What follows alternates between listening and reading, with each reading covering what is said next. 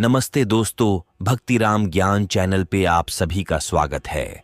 दोस्तों, भगवान श्री कृष्ण ने कहा है सबसे बड़ा पाप है, यह सजा है भयानक। शास्त्रों पुराणों में बताया गया है कि मनुष्य धरती पर रहकर जो भी अच्छे या बुरे कर्म करते हैं उन सभी कर्मों का लेखा जोखा मृत्यु के बाद होता है और उसके अनुसार सजा और पुनर्जन्म मिलता है।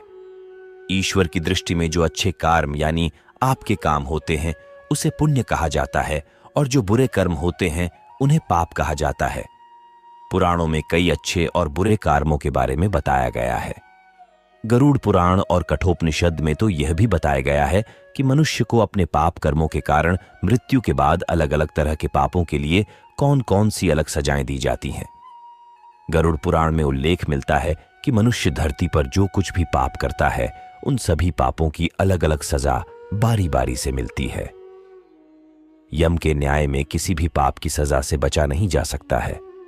कामी व्यक्ति के लिए ऐसी है सजा। गरुड़ पुराण में बताया गया है कि परस्त्री पुरुष संबंध रखने वाले को लोहे के गर्म सलाखों को आलिंगन करवाया जाता है। जो पुरुष अपने गोत्र की स्त्री से संबंध बनाता है उसे नरक की यातना भोग कर लकड़बग्घा अथवा शाही के रूप में जन्म लेना पड़ता है। कुंवारी अथवा अल्पायु कन्या से संबंध बनाने वाले को नरक की घोर यातना सहने के बाद अजगर योनि में आकर जन्म लेना पड़ता है। जो व्यक्ति काम भावना से पीड़ित होकर गुरु की पत्नी का मान भंग करता है, ऐसा व्यक्ति वर्षों तक नरक की यातना सहने के बाद गिरगिट की योनि में जन्म लेता है। मित्र के साथ विश्वासघात करके उसके पत्नी से संबंध बनाने वाले को यमराज गधा की योनि में जन्म देते हैं। लेकिन व्यभिचार और धोखा देने से भी बड़ा एक पाप है जिसकी सजा कठोर है। महाभारत के समय एक व्यक्ति ने ऐसा पाप किया था, लेकिन आजकल बहुत से लोग ऐसे पाप करने लगे हैं। जानिए वह पाप क्या है और इसकी सजा क्या है।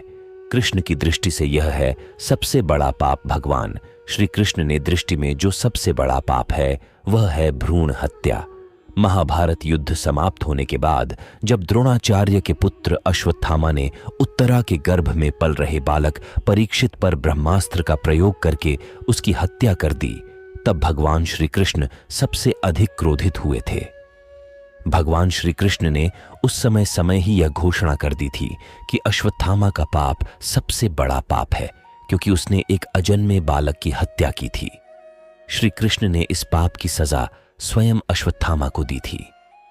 भगवान श्री कृष्ण ने अश्वत्थामा के सिर पर लगा चिंतामणि रत्न छीन लिया और शाप दिया कि तुमने जन्म तो देखा है लेकिन मृत्यु को नहीं देख पाओगे, यानी जब तक सृष्टि रहेगी तुम धरती पर जीवित रहोगे और कष्ट प्राप्त करोगे।